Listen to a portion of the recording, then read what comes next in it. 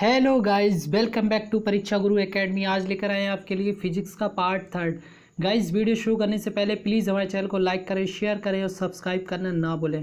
जैसे कि आपकी सुबह में जो सीरीज चल रही है जीके जीके की चलती रहेगी, ठीक है। उसके बाद 2 दिन फिजिक्स, 2 दिन केमिस्ट्री और 2 दिन बायो, ठीक है।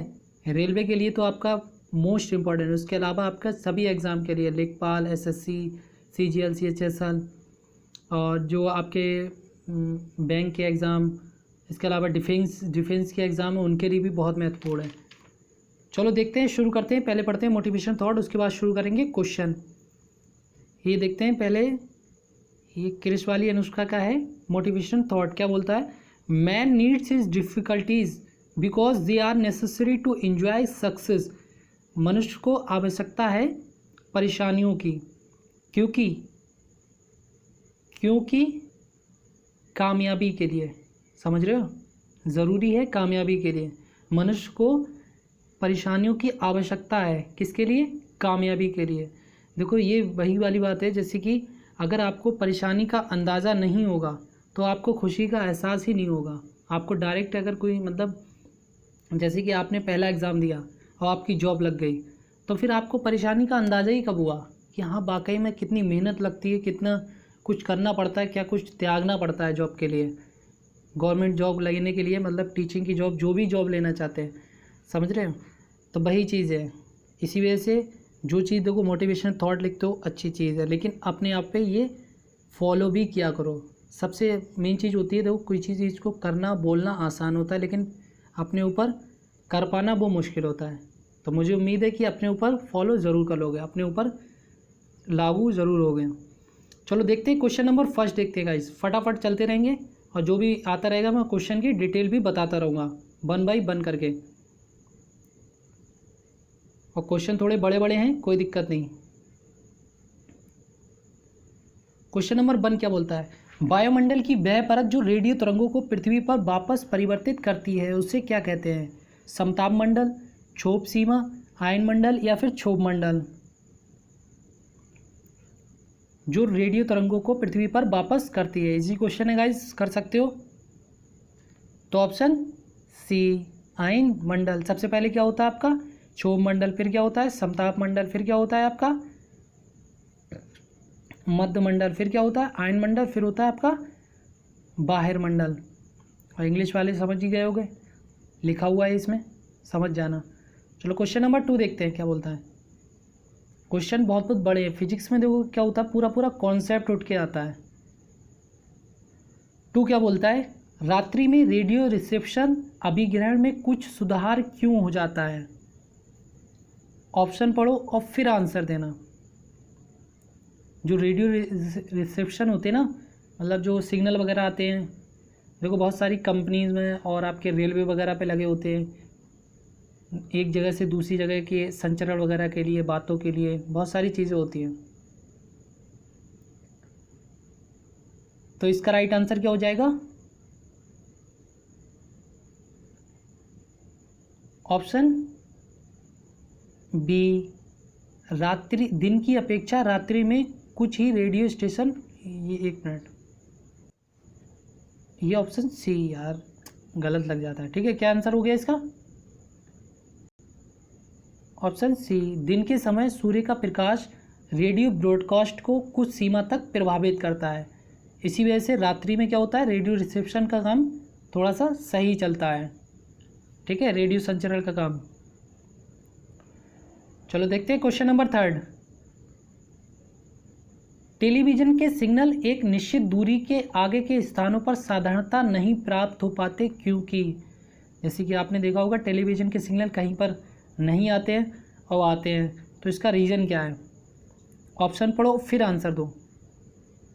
इसी वजह से मैं आपको 30 से 40 सेकंड देता हूँ हर क्वेश्चन में, लॉन्ग क्वेश्चन में।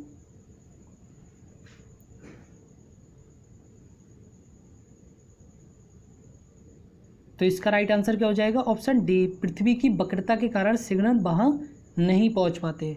इस वजह से आपने देखा होगा कि यहाँ पर सिग्नल आ रहे हैं और उसके आधा किलोमीटर या 100 मीटर के बाद सिग्नल नहीं आते। किस कारण?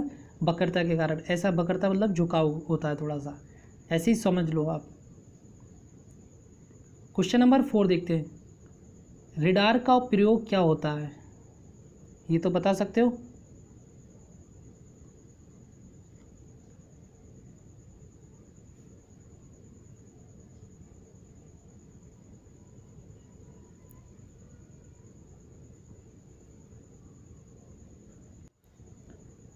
तो रडार का प्रयोग क्या होता है, तो ऑप्शन सी, वायुयान जैसी वस्तुओं की पहचान व स्थिति निर्धारण करने हेतु करते हैं। ठीक है,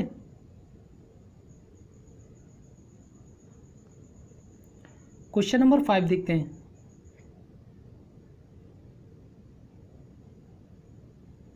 5 क्या बोलता है यार, क्वेश्चन बड़ा है। बंद कमरे की खिड़की में एक छोटा सा छिद्र कमरे से बाहर की वस्तुओं का कमरे को सामने की दीवार पर उल्टा प्रतिबिंब बनाता है, इसका कारण क्या है। देखो मैं क्वेश्चन एक बार फिर से समझा देता हूँ, ये आपका नहीं उल्टा होगा। ठीक है, देखो कमरे, एक बंद कमरा है, ठीक है, उसमें एक खिड़की से एक छोटा छिद्र है, जैसे कि पूरा बंद कमरा है, एक कमरे की छोटी खिड़की से एक छोटा छिद्र है, और कमरे से बाहर की वस्तुओं का और कमरे की सामने की दीवार पर एक उल्टा प्रतिबिंब बनता है, इसका कारण क्या है।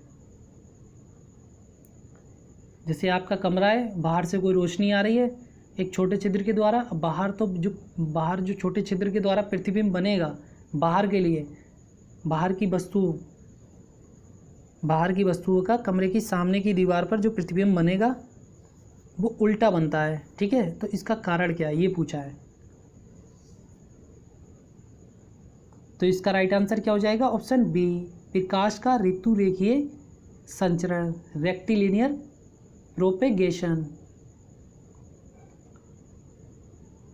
क्वेश्चन नंबर 6, अगर समझ में नहीं आया करो तो दोबारा वीडियो देख लिया करो, मतलब दोबारा से। ठीक है, ये तो अपलोड ही हो जाती है। क्वेश्चन नंबर 6 क्या है, पूर्ण सूर्य ग्रहण में सूर्य का कौन सा भाग दिखाई देता है, कोई भाग नहीं, किरीट, वर्णमंडल या फिर प्रकाश मंडल। चलो इसके बारे में मैं अभी बता दूंगा आपको विद डिटेल के साथ, सूर्य के बारे में, सूर्य कितने पार्टों में डिवाइड होता है, कैसे होता है। पहले इसका आंसर बता दूँ, तो इसका राइट आंसर क्या हो जाएगा, ऑप्शन बी, किरीट, कोरोना। इसे कोरोना भी बोला जाता है, ये वो वाला कोरोना नहीं है, ये जो सूर्य का जो काला काला भाग होता है उसे कोरोना बोलते हैं। अच्छा अब समझ लेना ध्यान से मैं जो बताऊँ। देखो ये सूरज होता है, ये आपका सन हो गया, इसके भाग, इसके 3-4 पार्ट में ये डिवाइडेड होता है। कैसे कैसे, आपका आर सी ट्रिपल सी, किससे, आर ट्रिपल सी। आर आपका हो गया रेडिएटिव, फिर आपका हो गया कन्वेक्शन, फिर हो गया आपका क्रोमोस्फेयर, फिर आपका हो गया कोरोना।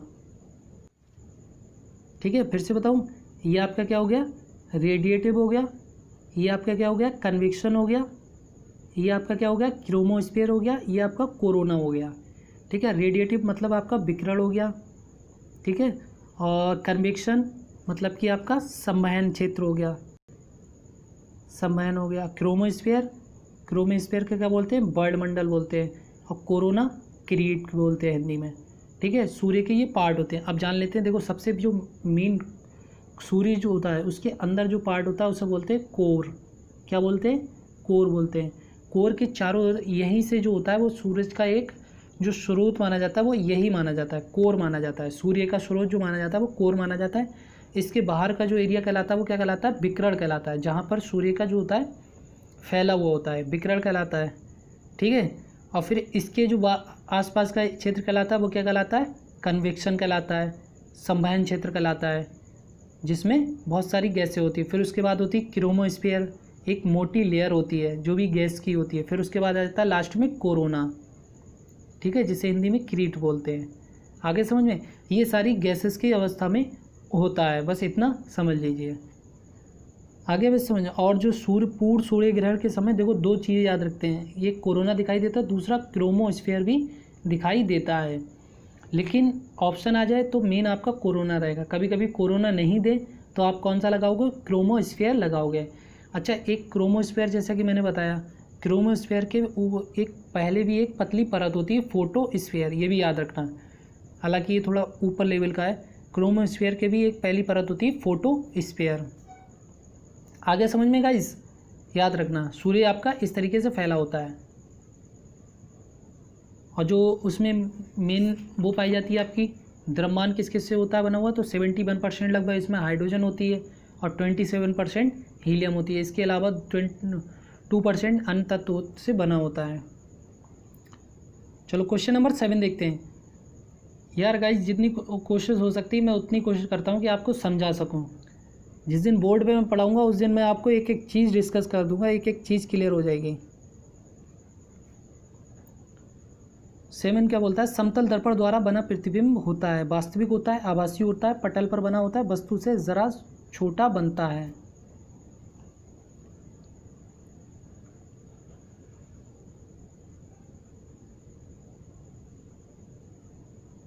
तो इसका राइट आंसर क्या हो जाएगा, ऑप्शन ए वास्तविक बनता है।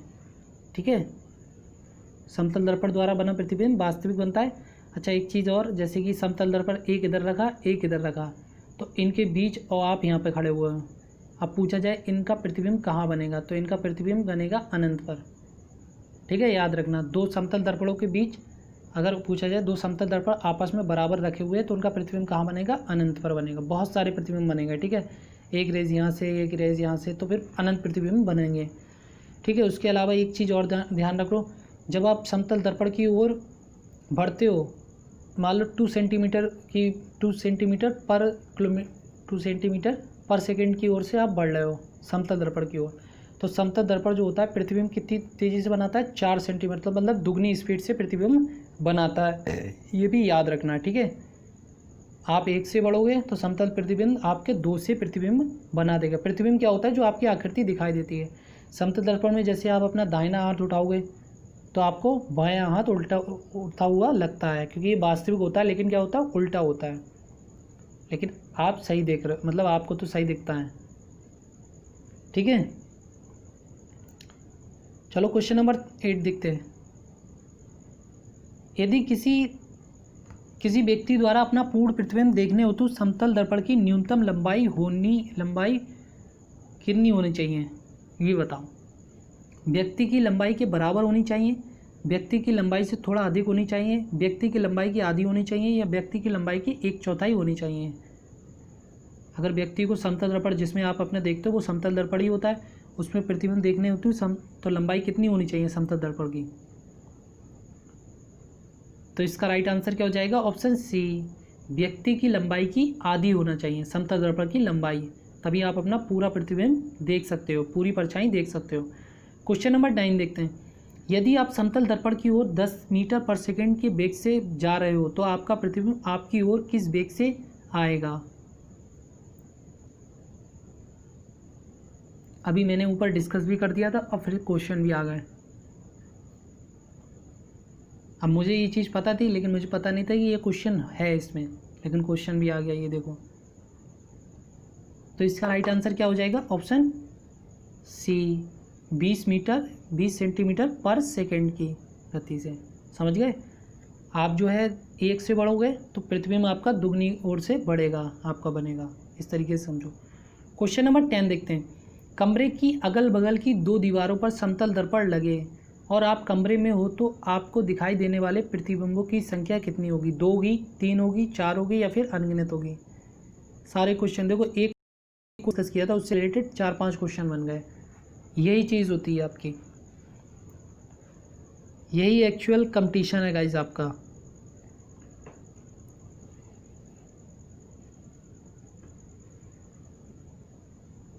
दो समतल दर्पण लगे, आप कमरे में हो तो प्रतिबिंबों की संख्या कितनी दिखाई देगी। देखो एक इधर है एक इधर है, तो इनका प्रतिबिंब कहीं यहाँ बनेगा, कहीं यहाँ बनेगा, यहाँ बनेगा, यहाँ बनेगा, मतलब अनगिनत बनेंगे, गिन नहीं सकते। तो इसका राइट आंसर क्या हो जाएगा, अनंत, इनफाइनाइट। क्वेश्चन नंबर 11 देखते हैं। किसी वस्तु का वास्तविक प्रतिबिंब प्राप्त करने हेतु आवश्यक दर्पण कौन सा होगा। समतल दर्पण, अवतल दर्पण, उत्तल दर्पण, या कोई भी दर्पण वास्तविक प्रतिबिंब नहीं बना सकता। ये तो बात बिल्कुल ही झूठ है कि मतलब वास्तविक प्रतिबिंब नहीं बना सकता। तो इसका राइट आंसर क्या हो जाएगा, ऑप्शन ए वास्तविक प्रतिबिंब प्राप्त करने हेतु आवश्यक दर्पण कौन सा होगा, समतल दर्पण। तो इसका राइट आंसर, यार मैंने ये बता दिया, थोड़ा गड़बड़ हो रहा है। तो इसका राइट आंसर हो जाएगा ऑप्शन बी, अवतल दर्पण। देखो वास्तविक प्रतिबिंब होगा तो आपका बनेगा उल्टा, ये याद रखना, ठीक है। अब मुझे ध्यान आ गया, मैंने समतल दर्पण में गलत बता दिया। देखो जो ये वो था आपका क्वेश्चन समतल दर्पण वाला, एक मिनट देखते हैं समतल दर्पण वाला क्वेश्चन कौन सा था, उसमें मुझे डाउट लगा, मुझे याद आ गया। हाँ देखो समतल दर्पण पर जो बना प्रतिबिंब होता है वैसा होता है, आभासी होता है। मैं वास्तविक कर रहा, मेरे कॉन्सेप्ट वो चल रहा है, लेकिन आभासी। समतल दर्पण द्वारा बना प्रतिबिंब जो होता है वो काल्पनिक होता है और बराबर बनता है, वस्तु के बराबर बनता है, ठीक है। और लेटरल इनवर्स मतलब कि उल्टा होता है, जैसे आप अपना दाहिना पकड़ोगे तो बायां लगेगा, इस तरीके से। आगे समझ में आएगा, इस कोई नहीं, रिकवर हो गया। देखो एक चीज़ याद रखना, मुझ पर भरोसा करना, मैं कोई भी चीज़ आपको गलत नहीं बताऊंगा। अगर गलत हो भी जाती है बाई चांस, ऐसा होता है ना कॉन्सेप्ट में, मैंने इतनी सारी चीज़ें बताई, कुछ का कुछ हो जाता है तो वो थोड़ा मिसमैच हो जाता है, उससे कोई दिक्कत नहीं। इसका राइट आंसर हो गया ऑप्शन बी, अवतल दर्पण, ठीक है। अब क्वेश्चन नंबर 12 देखते हैं। दंत चिकित्सक का दर्पण होता है, कौन सा होता है ये बताना है।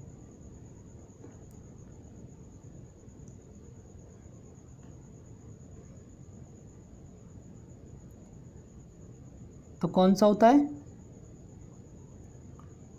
ऑप्शन डी, अवतल दर्पण।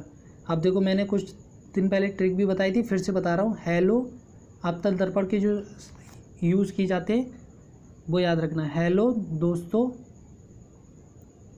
सुबह शाम ट्राई करो, ठीक है। हेलो से आपका कौन सा हो गया, हेलोजन लैम्प में अवतल दर्पण यूज़ होता है, ठीक है। और दोस्तों से डेंटिस्ट हो गया, सुबह से आपका शेविंग हो गया, शाम से कौन सा हो गया, शाम से कौन सा हो गया, शाम से हो गया आपका सोलर वाला, सोलर, ठीक है। सोलर जो उसमें दर्पण लगा होता है वो। ट्राई से टॉर्च लाइट हो गई, ठीक है। करो जो होगा आपका कट कर देना है। हेलो दोस्तों, सुबह शाम ट्राई करो, कैसे याद करोगे। हेलो से हेलोजन दर्पण हुए, हेलोजन में अवतल दर्पण होता है। दोस्तों से डेंटिस्ट में अवतल दर्पण होता है। सुबह से शेविंग में, शाम से सोलर में, और ट्राई से टॉर्च में। अब करो कट कर देना है, ऐसे ही याद करना है। देखो अभी क्वेश्चन भी आ जाएंगे। क्वेश्चन नंबर 13 देखते हैं। मोटर वाहनों में पीछे का दृश्य देखने हेतु कौन सा लगा होता है, ये बताओ इसका राइट आंसर। मोटर वाहनों में पीछे का दृश्य देखने हेतु,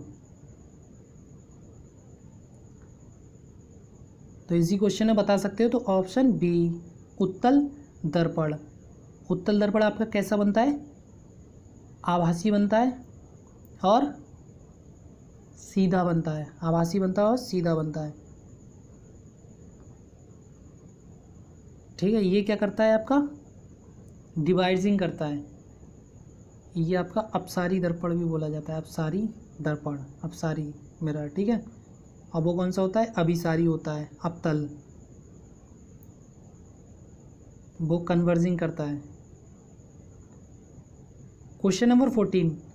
कार के हेडलैम्प में प्रयुक्त दर्पण है। अब देखो क्वेश्चन आ गया, अब आराम से बता सकते हो, लेकिन ये थोड़ा सा अलग है क्वेश्चन, बस इतना याद रखना। अवतल तो है लेकिन दूसरे तरीके का। तो कार के हेडलैम्प में जो प्रयुक्त दर्पण होता है वो ऑप्शन डी, परवलयिक अवतल दर्पण होता है। चलो क्वेश्चन नंबर 15 देखते हैं गाइज। जल में आंशिक, ये आंशिक लिख दिया भाई। जल में आंशिक रूप से तिरछी डूबी पेंसिल का डूबा भाग कैसा होता है, मतलब तिरछी जो डूबी होती है आंशिक रूप से, थोड़ा सा, जैसे कि आपका मान लो थोड़ा हिस्सा ऊपर उठा हुआ है और नीचे पानी है, इस तरीके से, ऐसे समझो।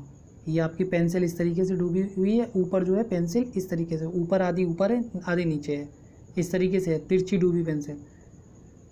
तो क्या हो जाएगा इसका राइट आंसर, तो ऑप्शन बी, जल की सतह की ओर मुड़ा दिखाई देता है। देखो अगर आधी पेंसिल डूबी हुई, तिरछी डूबी हुई पेंसिल, तो जल की सतह की ओर दिखाई देता है। और अगर पेंसिल इस तरीके से डूबी हुई है, मतलब ये होता है, तो इसका राइट आंसर क्या हो जाएगा?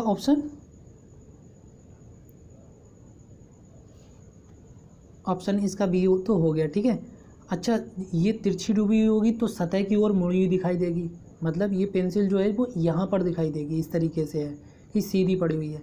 अगर पेंसिल इस तरीके से आपकी पड़ी हुई है, सीधी पड़ी हुई है, तो आपको कैसी दिखाई देगी? फिर आपको तिरछी दिखाई देगी। ठीक है। अगर पेंसिल सीधी पड़ी हुई है पानी में तो वो आपको तिरछी टेढ़ी मेढ़ी दिखाई देती है। क्वेश्चन नंबर 16, क्षितिज के नीचे वास्तव में डूब जाने के बाद भी सूर्य कुछ समय तक दिखाई देता रहता है, इसका कारण क्या है? मतलब देखा होगा आपने, एक लिमिट होती है कि सूरज, इसके बाद एक लिमिट के बाद आपने देखा होगा बहुत शाम होता है, डार्क सूरज दिखाई देता है बहुत ज़्यादा। तब एक क्षितिज मतलब एक हॉरिजॉन्टल लाइन होती है, उसके नीचे वास्तव में डूब जाने के बाद भी सूर्य कुछ समय तक दिखाई देता रहता है, ऐसा क्यों है? तो इसका राइट आंसर क्या हो जाएगा? ऑप्शन ए, वायुमंडलीय अपवर्तन, रिफ्रैक्शन। ठीक है। क्षितिज के नीचे वास्तव में डूब जाने के बाद भी सूर्य दिखाई, वायुमंडलीय अपवर्तन के कारण। क्वेश्चन नंबर 70 देखते हैं गाइस। यदि वायुमंडल ना होता तो दिन की अवधि क्या होती? कम हो जाती, में कोई परिवर्तन नहीं होता, बढ़ जाती, या लगभग आधी हो जाती? तो इसका राइट आंसर क्या हो जाएगा? ऑप्शन ए, कम हो जाती है। यदि वायुमंडल ना होता तो दिन की अवधि कम हो जाती। क्वेश्चन नंबर 18, इसके आंसर कहाँ गए भाई? चलो इसके आंसर नीचे चलेगा, कोई नहीं, देखते पहले क्वेश्चन पढ़ेंगे। क्षितिज के निकट होने पर सूर्य व चंद्रमा तीर्थ वृत्ताकार इलिप्टिकल प्रतीत होते हैं, इसका कारण क्या है? प्रकाशीय दृष्टि भ्रम है, या फिर व्यतिकरण है, अपवर्तन है, या इनकी आकृति में वास्तविक परिवर्तन है? मतलब जैसे कि क्षितिज के निकट, एक मैंने बताया हॉरिजॉन्टल एक लाइन होती है, सूर्य व चंद्रमा वृत्ताकार प्रतीत होते हैं, मतलब कि वृत्ताकार प्रतीत होते हैं। ठीक है। इसका कारण क्या है निकट होने पर भी? तो इसका राइट आंसर क्या हो जाएगा? ऑप्शन सी, अपवर्तन। देखो, रिफ्लेक्शन की वजह से ही सब बहुत सारी चीज़ें ऐसा होती है, जैसे तारे टिमटिमाते हैं तो वो किसकी वजह से? अपवर्तन के कारण टिमटिमाते हैं।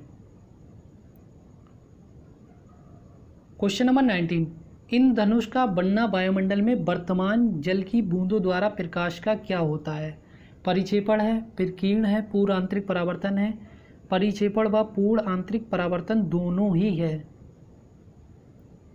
इंद्रधनुष का बनना।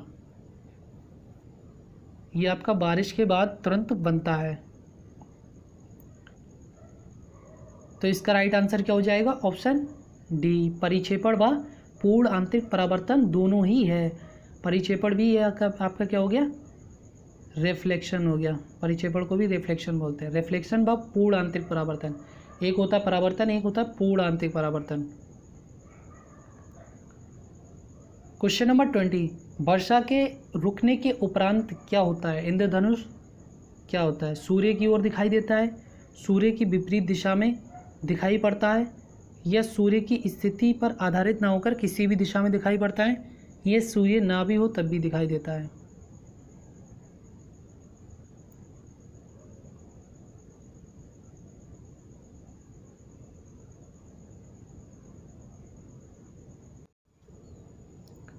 तो इसका राइट आंसर क्या हो जाएगा गाइस?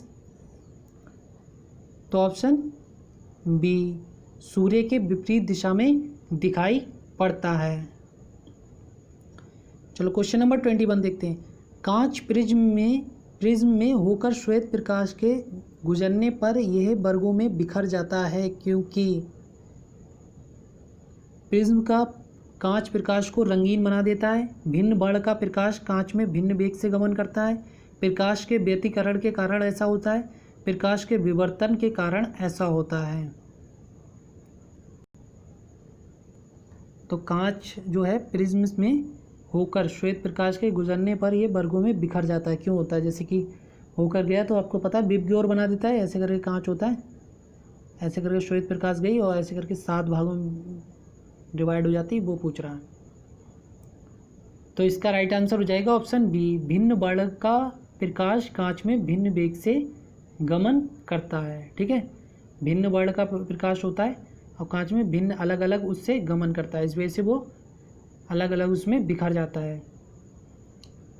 क्वेश्चन नंबर 28 बोलते हैं, क्या बोलता है, निम्नलिखित वर्ण अनुक्रम में कौन सा क्रम उचित रूप में है।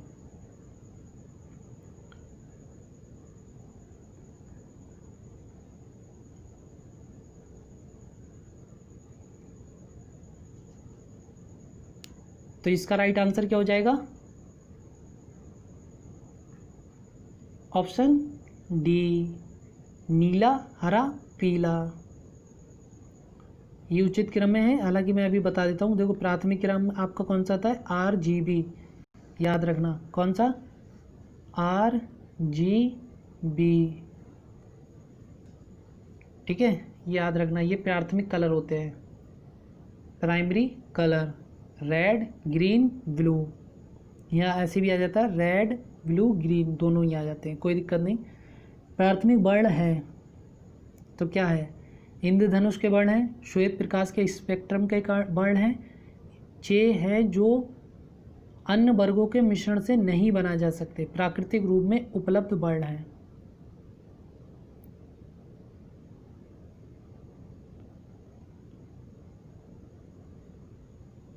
तो इसका राइट आंसर क्या हो जाएगा, ऑप्शन सी, जो अन्य वर्गों के मिश्रण से नहीं बना जा सकते, प्राथमिक वर्ण वो होते हैं। जैसे कि आपका रेड है, तो रेड आप किसी को और किसी से बना सकते हो, नहीं बना सकते, इस तरीके से। प्राथमिक 3 वर्ण कौन से हैं, मतलब ये वर्ण एक हिसाब से समझ लो कलर टाइप का बोल रहा है।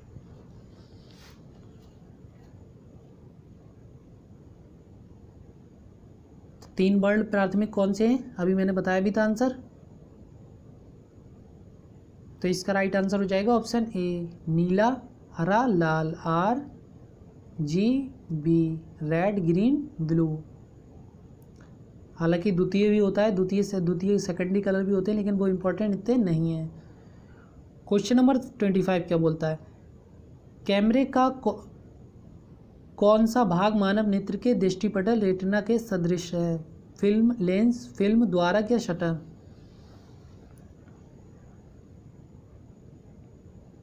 देखो रेटिना पर तो आपका प्रतिबिंब बनता है, जैसी कोई चीज़ प्रकाश आएगा, आपने कैमरा फोटो खींचा तो उसका प्रकाश आपके आंखों पर गया और प्रतिबिंब बन गया, लेकिन सदृश है।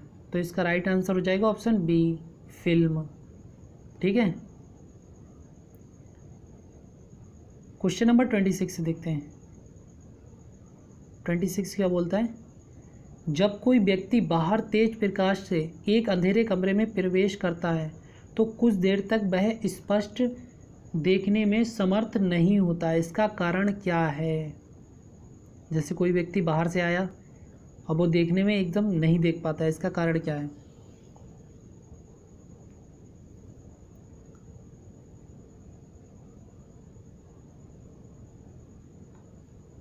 तो इसका राइट आंसर क्या हो जाएगा, ऑप्शन सी, परितारिका आइरस द्वारा पुतली का तुरंत ना फैल पाना। जैसे आप गए तो आपकी आंखें एक साथ नहीं फैल पाती। देखो आइरिस, अब मैं बता देता हूँ आइरिस क्या होता है। जो आपने देखी होगी, किसी की आंखें ग्रीन होती है, किसी की आंखें मतलब रेड तो नहीं होती, नीली होती हैं, काली होती हैं, भूरी होती हैं, लाइट ब्राउन होती हैं, डार्क, मतलब सभी तरह की होती हैं। तो वो किसकी वजह से होती है, आइरिस की वजह से होती है। अच्छा, एक इंटरेस्टिंग फैक्ट और बताता हूँ, आपका जो ये आँखों का कलर होता है ये चेंज हो सकता है, ये हमारे डिपेंड करता है खान पीन पे।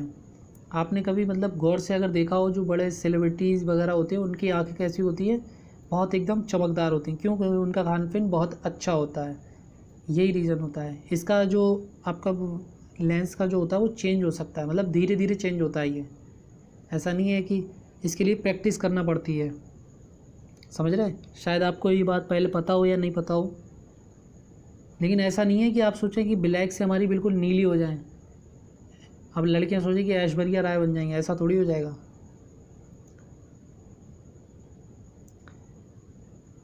चलो देखते हैं क्वेश्चन नंबर 27।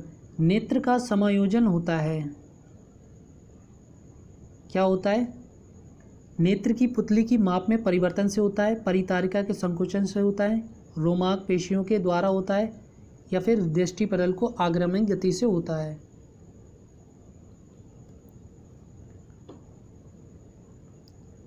तो नेत्र का समायोजन, जो नेत्र का जो इकट्ठा होना होता है वो किससे होता है? तो ऑप्शन सी, सिलेरी मसल्स के द्वारा होता है। सिलेरी मसल्स कौन सी होती हैं? जो आपकी आंखें होती हैं, इससे जो साइडों से मसल्स होती हैं वो सिलेरी मसल्स होती हैं। इन्हीं की वजह से जब आदमी बूढ़ा हो जाता है तो ये मसल्स काम करना बंद कर देती हैं, इसी वजह से जो होता है सही से दिखाई नहीं देता है। जो आंखों के इधर उधर मसल है वो सिलेरी मसल बोली जाती है। Question number 28। वृद्धावस्था में लिखने व पढ़ने हेतु चश्मा ऐनक लगाना पड़ता है क्योंकि। अब इसके पीछे तो बहुत लॉजिक है, लेकिन इसके हिसाब से बताना, ऑप्शन के हिसाब से।